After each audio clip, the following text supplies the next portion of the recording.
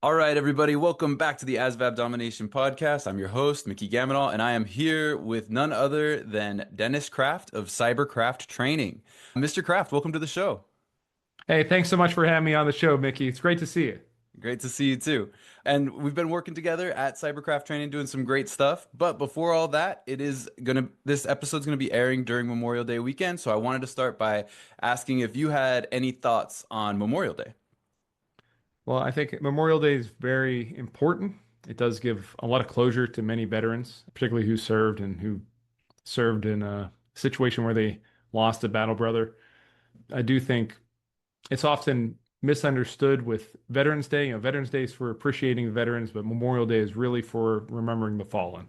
And I do think that's a very important time for the mental health of a lot of veterans and families. So I do think it's a very significant holiday, carries a lot of weight. It's 100%. often, yeah, it's often seen as a time to celebrate spring for a lot of people, but for many veterans and service members, it's something a little more significant. So not to say you can't enjoy the weather and all that, but it's an important holiday, I think. 100%. Couldn't have said it better myself. It's oftentimes confused as a spring holiday, but it is a day of remembrance, and I think it's great that, you acknowledge that and bring that up.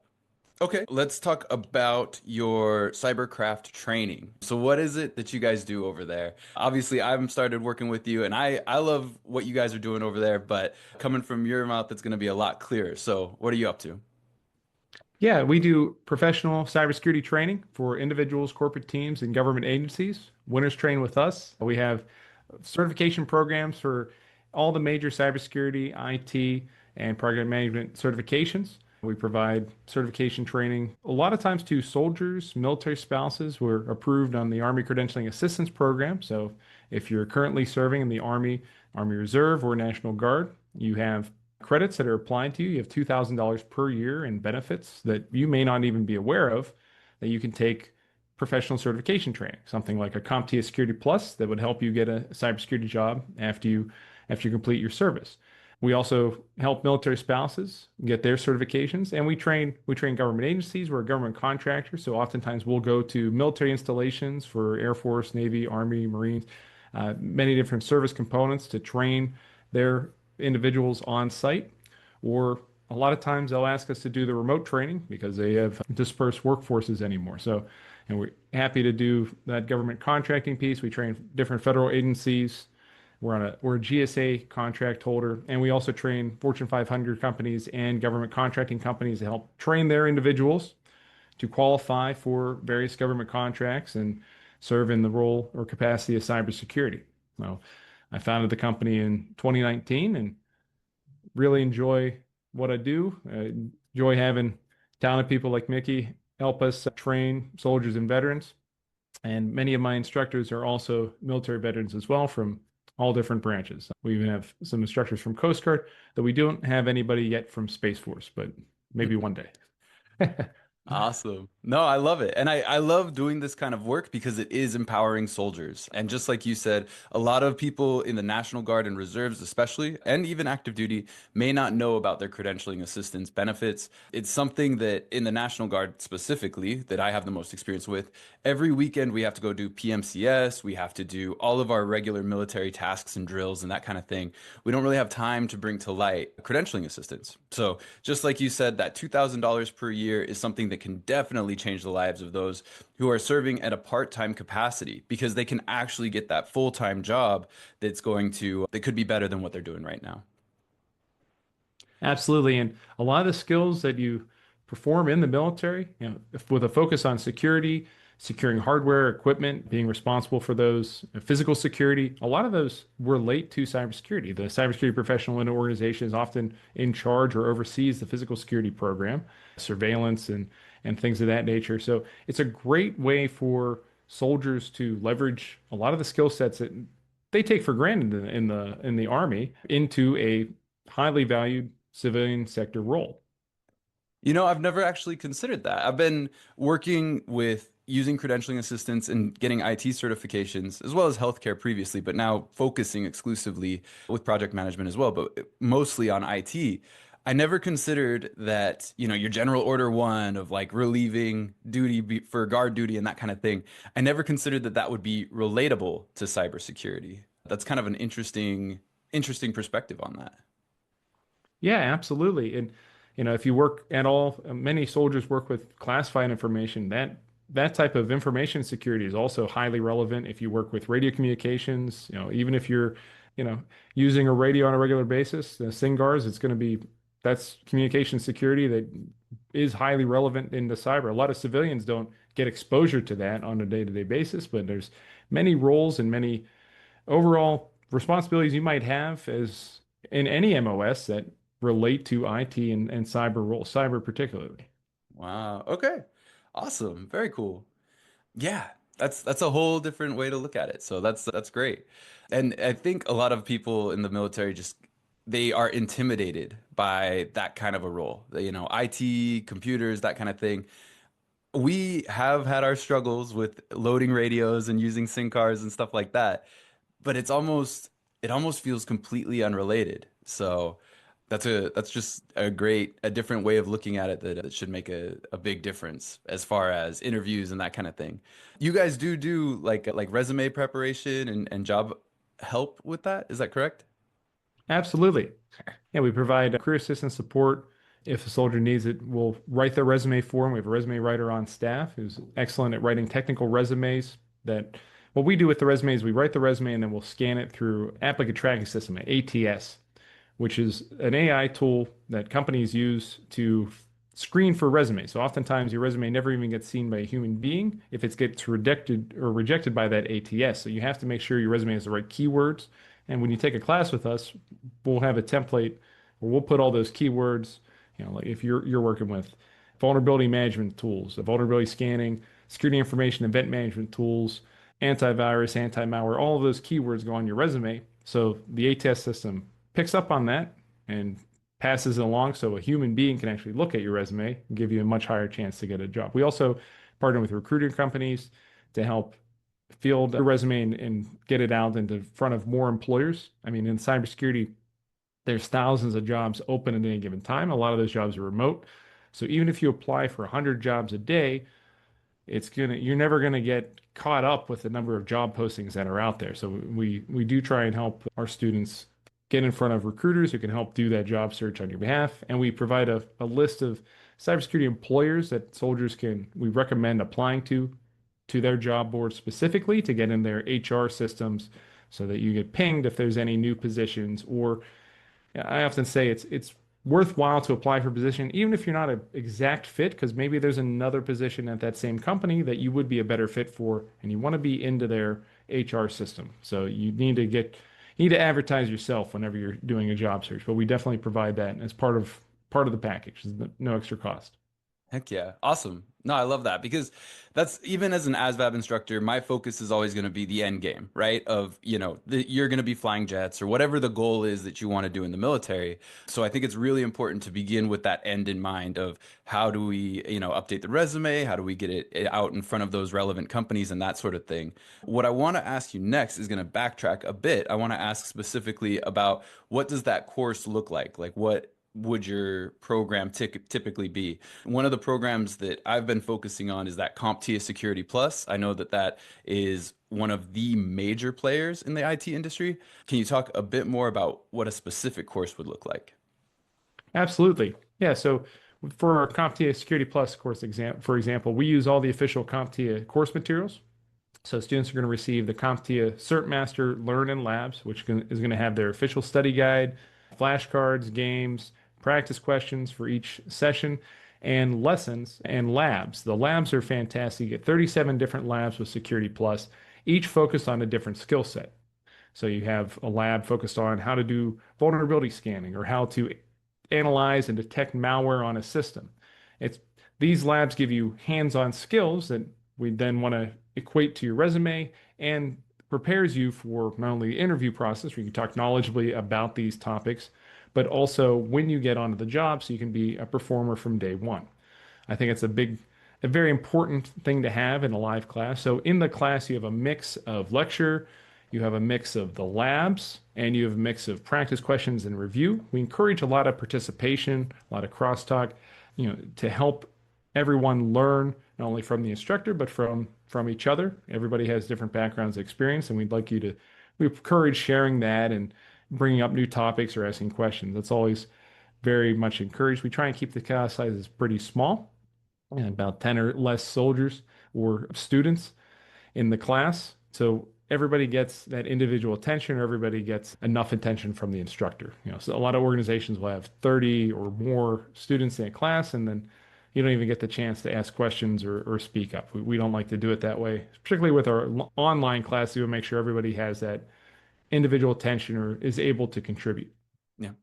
Well, and I want to make sure you're doing yourself justice because there are a lot of vendors out there that don't even have live instruction. There's a lot of people that will take credentialing assistance from the Army, hand the soldier a voucher to go take an exam, and send them a bunch of YouTube videos or the equivalent, right? And so I think it's great that you actually do live instruction, and I think 40 hours is awesome as far as like a metric. It's something that's attainable, whether that's over those 1, 2, or 3 weeks, that soldiers can go out and actually get the instruction that they need.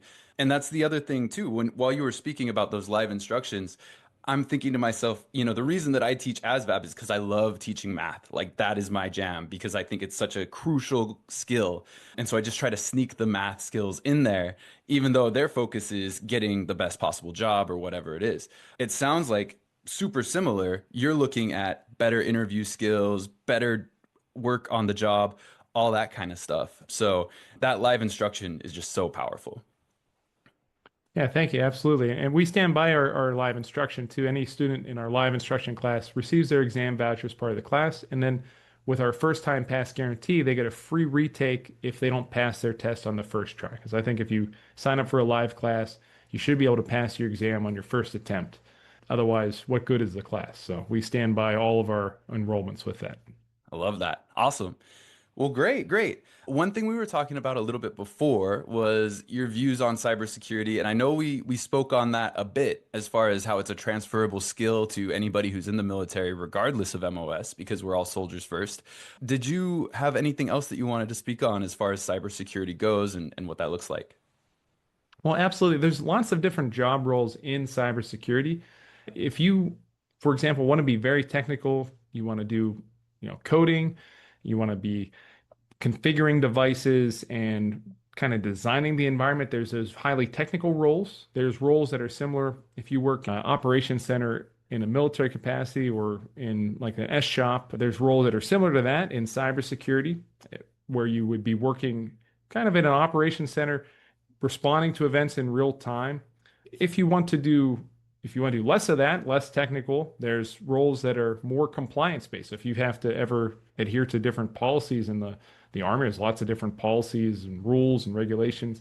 There are roles designed around that in cybersecurity where you're basically helping a company make sure that they are compliant with different standards and rules and tasks that are provided to them either from an industry, like the payment card industry data security standard, PCI DSS, or maybe from the federal government where you have a set of compliances, or in the financial sector where Sarbanes-Oxley compliance, where you have to be compliant from a cybersecurity standpoint with certain financial regulations. So there's lots of different tasks in cybersecurity, and there's many opportunities to manage your career in cyber. It's a great career, and it really does keep you interested. If you find yourself in a role that you're maybe not super intrigued by, you can always shift laterally to a different role in cybersecurity that will be significantly different, but still utilize your skill set. And every year that you work in the field is another year that you're going to increase your earnings potential and show that you have that expertise that's transferable to those other job roles. So I think it's a great transition point for soldiers, particularly to get into cyber. It's interesting and it's challenging. And you also protect, just like you do as a soldier. As a soldier, you're sworn to protect. With cybersecurity, you're also protecting, you're protecting those who cannot help themselves, protecting their data. Because hackers and scammers, they really don't care who they steal information from or who they hurt with their efforts. They're out there to make a quick buck. And with cybersecurity, you help protect that. Nice. Yeah, no, I think That's great. One thing that we forget is as service members that we volunteered for service, you know. So the fact that we're trying to be part of the good guys and that you can when you go into the civilian sector, you can still be a good guy without, you know, jumping to one of those classical, you know, firefighter or police officer roles. You can actually, and I'm sure they have IT guys too, of course, but you can actually go in and help to protect the good guys as far as, you know, a cybersecurity role. So that's great. Yeah, absolutely. Yeah. Sweet. Well, I did also want to ask you specifically, right, about your ASVAB story. And then I want to ask about your role in the military as well. But to start, can you tell me a little bit, if you remember, how you studied for the ASVAB, what you scored, and that kind of thing? Yeah, the ASVAB is a very unique test. You know, there's no other tests like the ASVAB. I've never taken a test like that. I was a college option OCS candidate, so I took it at a Penn State University is my alma mater, and I took the ASVAB at a Penn State recruiting center. You know, so I didn't really study for the ASVAB. I just went in, and I think I went in after a long day of class, and they said, "Hey, you got to take the ASVAB." I didn't know what the ASVAB was, and they sat me down at a computer, and I just took it there. I think I was very tired at the time. I was half falling asleep when I took the ASVAB, but I scored pretty well, I think, and you know that got me on my way to join the Army. Always kind of wanted to join the Army, and I thought coming out of college, this is probably the only time. If I didn't join now, there'd be a risk that I would never really join. So I wanted to make sure I served.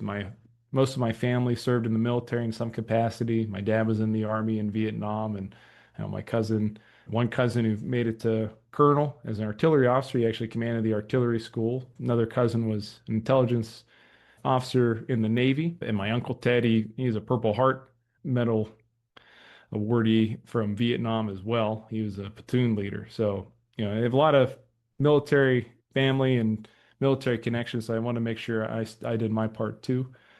And yeah, I joined the Army as college op OCS. You had to pick some. You didn't really have a pick of your MOS. I wanted to do armor, but there were zero armor slots available. So I put in a packet early in my OCS to do intelligence.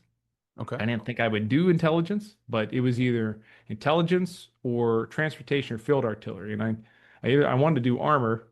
So I said, okay, I'll try intelligence. So I went into intelligence. I was an intel officer. I got slotted with a aviation battalion Apache unit at Fort Campbell. And I served there at Fort Campbell most of my career. When I was deployed, I was an intelligence officer. And then halfway through the deployment, they put me in charge of an electronic warfare cell. So I had to learn electronic warfare and do electronic warfare for half my deployment, as well as doing the intelligence officer role because I was a intel officer and then also in charge of the electronic warfare cell. So that was pretty unique, but I had a very enjoyable time in the military. I had a great service. I had really great soldiers and NCOs working for me, so it was really good. And lieutenants, and I always tried to mentor and coach my LTs to be as good as they could be. So I think that kind of carried over. That interest in training helped me throughout my career and eventually led to me founding Cyberkraft. Awesome. Man, so you come from so much military history and then you worked as an actual military officer. So what a great, you know, part to add to your story. And then you transitioned into business. And you worked in IT between those two, right? For a bit? Yeah, absolutely. I worked as a federal contractor, and the way I got into cybersecurity was I got cybersecurity certification. So I started with my CompTIA Security Plus. It was the first certification I earned. Eventually, I got my CISSP, but you know, with that Security Plus and that CISSP, I got hired as a contractor for Department of Veterans Affairs, and I worked at the Department of Veterans Affairs for about 5 years. I eventually was a program manager at the Department of Veterans Affairs for the contracting company I was working for. In between that, I did some other jobs. I was a field service representative where I would teach software, teach contractors how to use different software with a company called Palantir. I worked I worked from Department of Veterans Affairs to Department of Homeland Security, United States Citizenship and Immigration Services as a cybersecurity analyst. I worked as a ISSO and as on the audit team, so with audit compliance. I worked heavily with federal regulations, including NIST 800-53. So after my 10 years of contracting experience, I decided to found Cyberkraft in 2019. But the way I transitioned to cyber was through the certifications. I mean, my college degrees are in history and in economics. I didn't have any cybersecurity background. And when I was going to school, there was no such thing as a cybersecurity degree. So cybersecurity is unique because the whole field is governed by these certifications. The job listings will ask, do you have this certification? Do you have CompTIA Security Plus? Do you have ISACA CISM? Do you have CISSP? And if you have those, you qualify. It doesn't really matter a lot of times if you have a degree or what your degree is in. If you do have a degree, it really matters what certifications you have. And that's that's how I was able to get into the role. Really what I did is I looked at, okay, what are the highest paying jobs? What are the job fields that have the most job opportunities? Because there's no use for an Intel analyst outside the Army. And with a lot of Army MOSs, there's no use for that role outside of the Army. So I just looked and I said, okay, cybersecurity, that sounds interesting. I'm going to go study and take these certifications because I see that they're needed. And that's what I did. I studied, and I did it a lot harder than what I now provide for students. I studied books on my own and tried to, if I had a class like what I offer now, I would have been able to do it much faster. But yeah, I did it in about 3 months. I got Security Plus and CISSP, but it's a much easier process, I think, if you go through a class. That's a pretty fast track though, right? I mean, three months for those two certs, that's quicker than most, if I'm not mistaken. Well, I studied for about 10 hours a day for 3 months. Wow. That's pretty much how I did it. I just studied all day long because I need to get a job. And you know when you're transitioning, it's a awakening for a lot of people. It's very tough to consider, well, what do I do now with the skill set that I have? And it's very intimidating. I mean, I was in that position, but the nice thing about cyber is you have a clear career track with the certifications. You start with your IT certification, you start with your CompTIA Security Plus if you want to specialize in cybersecurity, and then you move on from there. Each certification is going to build on the last one. So you start to build a knowledge base that's going to help you in your career. And that's a really good way to go about it, I think. It's structured in a way similar to how your training would be structured in the military, where you go through your basic training, your AIT, etc. Same type of thing with the cybersecurity training. You just do one certification at a time until now you have a great looking portfolio and resume, and you can go get any position. Nice. Awesome. Well, if there is a soldier who's listening to this and they have, they get three certifications for every 10 years they're in service, and you're talking about these points of trajectory, which are just so important because it is a point where you can take off one way or you can take off a completely different track. The way that it works, and correct me if I'm wrong, but every year you get a certain amount of money and you get those three certifications throughout your time in the military. What three certifications would you recommend someone get over their next 3 years of their career in order to set them up for the most possible success? Yeah, great question. So I definitely recommend starting with the CompTIA Security Plus to get into cybersecurity. That's going to give you a good foundational understanding of cybersecurity. After that, the CompTIA Cybersecurity Analyst Plus, CISA Plus, is a really good pick. That teaches you how to work in an operations center or work as a cybersecurity analyst, which most of the jobs in cybersecurity are cybersecurity analyst positions. And then I always like to have somebody take another certification based on their interests at that point because they'll have a good understanding of what they like in cybersecurity, or to get a higher level certification depending on their leadership experience. So if they're an NCO, NCOIC, or they're a warrant officer in charge of a unit or an officer in charge of in some leadership capacity, I'd recommend ISACA CISM, Certified Information Security Manager. That requires 5 years of experience. It'd be 4 years once you have your Security Plus. So if you have 4 years in a leadership role, the CISM is a fantastic cert. It qualifies you for a lot of the higher paying roles, and it leverages, you just need 5 years or 4 years with your Security Plus experience in security or risk management. And in the Army, we're all about risk management. I mean, you go on a run, you got to fill out a risk management card. So it's Yep. very easy to keep those requirements or to fulfill those requirements going into that. Now, if you're working in like a S6 shop, or you're working in a cyber role the the Army, then I would recommend Security Plus into CISSP. CISSP requires 5 years experience in two of the 8 domains of the CISSP, and that can come across as IT experience, or it doesn't necessarily have to be cybersecurity experience. It could be experience with risk management or IT systems. So if you're in an S6 position, you're doing cat and satellite communications or anything related to that, a technical role, then that's a great certification to pick up. That's basically the gold standard of certification in cybersecurity. You have that, you can qualify for pretty much any position. So that's a really good pick. But if you're in a leadership role, that CISM really does help. The Security Plus, CISA Plus, and then CISM. Now, if you're interested in cloud, I'd recommend CompTIA Cloud Plus. That teaches you the two major market competitors for cloud computing, Microsoft Azure and Amazon Web Services, AWS. You learn both with the Cloud Plus. Really positions you for any cloud engineer or cloud cybersecurity role, which most of those are in the cloud. So that would be a nice pick after Security Plus, CISA Plus, and then Cloud Plus if you want to do a cloud role. Those are really good. So there's a lot of different options, and we're happy to talk with you. When you sign up with us, we're happy to talk with you about or do those free mentoring sessions with you to help you pick and plan out your career. You know, much like you can plan out your career in the Army to an extent, depends on what you know, but in the cybersecurity, you can definitely plan out your trajectory. So we're happy to do that. We do that with all of our students. Nice. I love that. I love that you're making that difference for all of the active duty, whether they're guard or reserve as well, to go out and choose their career. That's an amazing thing to do to help those and empower those soldiers to, get the best job that they can get. Great. Happy to do that, Mike. And I appreciate you helping us do that as well.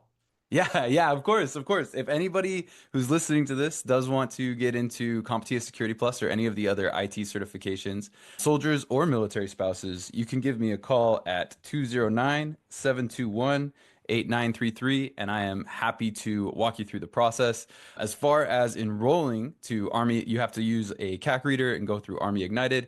You also do need to be in good standing with your unit, so no flags, and then your ETS can't be too soon. Now, military spouses, you do have to be married to a specific type of rank for soldiers, so just let me know your rank and I can help you there as well. So it's a pleasure to work with you and help to make that impact. I'm very blessed in that whether I'm doing ASVAB preparation or whether I'm helping soldiers to get better careers, I'm always empowering people to make their best lives. And so that's my favorite thing to do. And I'm sure Mr. Kraft here, I don't want to speak for you, but you founded a business that helps to make people do the exact same thing, just like I did. And I think that that's great. I think it is a higher level, right? Nobody in the military is making six figures unless they're doing some stuff, unless there's some craziness going on there, or if their rank is super high. But the fact that you're helping soldiers go through this point of transition, because a lot of soldiers are going to go into that civilian sector without a plan, without anything, without knowing what to do. They're going to look at TAPS and Skill Bridge and all of these things as just one more step to get through. And then they're going to walk off the boat and not know where they are. So I think it's great that you help to provide that compass and that roadmap so that soldiers can really choose and be empowered to make a decision for what they want the rest of their lives to look like. So good on you. And thank you. Absolutely. Qualify for that ASVAB and prepare for that ASVAB. It's incredibly important to get those job roles that you need or that you want in the military. And that's a very tough test at ASVAB. There's no other test like that. I've never taken a test like the ASVAB. I mean, when they start, the questions show the gears. I'll never forget that with you have multiple gears in a question. You got to figure out which direction the last gear is going to be turning in. And Yep. like, it's very unique. It's a unique set of skills, and No Army's doubt. pretty clever for that one. Yeah, no doubt. No, there's like abstract reasoning where they have different shapes and which A, B, C, or D, which lines up with the shape, and that's a tough test. But yeah, no, I think it's great. So yeah, was there anything else that you wanted to mention before we wrap up? Well, Mickey, I really appreciate you having me on the podcast. Great podcast you have here, and I appreciate that you found company to help soldiers, help potential soldiers get where they need to be. So I just appreciate you and thank you very much for having me. Likewise, likewise. And everybody out there, if you wanted to get enrolled into a program, you can go to cyberkrafttraining.com. It's not just for soldiers and military spouses. There's all sorts of benefits for veterans. And if you're just a civilian, there's a lot out there that you can do to change your life. And then if you wanted to call me directly, 209-721-8933. And I'm happy to talk about your future careers as well. So, Mr. Kraft, thank you so much. It's been a pleasure. Thank you so much, Mickey. Remember to be kind to yourself and treat yourself as a learner. Are you considering a career in the military but feeling overwhelmed by the ASVAB exam? Look no further than GamonalTutors.com for the best ASVAB prep courses. Our courses are designed by experienced instructors to help you master the best sections of the ASVAB exam, including mathematics, English, and general science. We use proven teaching methods and provide extensive practice materials to ensure that you are fully prepared on test day.